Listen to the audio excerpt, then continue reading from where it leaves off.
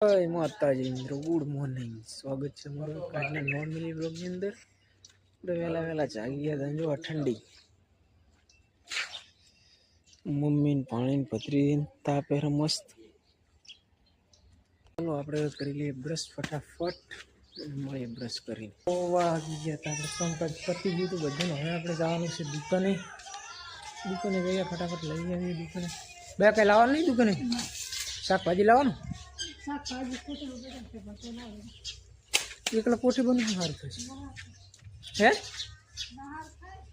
તો શું લાવું?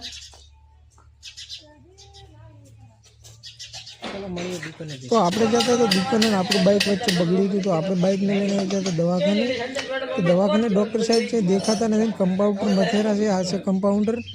ચલો ફટાફટ ડૉક્ટરને બોલાવી લઈએ. ઓ સોરી, ડૉક્ટર સાહેબ તો અંદર મથેરા. ચલો ડૉક્ટરથી વાતચીત કરી લઈએ, બાઇકને શું પ્રોબ્લેમ થયો છે ફટાફટ તપાસ કરીએ. અડધો કલાકની મહેનત બાદ આપણા બાઇકનું ઓપરેશન થઈ ગયું હતું કમ્પ્લીટ, ઓલરેડી સક્સેસફુલ. ને આપણે આવી ગયા હતા. હવે ઘરે આવી લાગવાનું તો પાછું કામ ઉપર.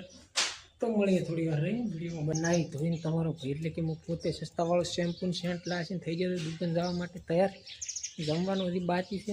બેસાને શાક બનાવી ચલો કોઠીબુનું શાક બનાવીને મસ્ત મજાનું ખાઈ લઈએ. ખાઈને જઈએ દુકાને, મળીએ દુકાને.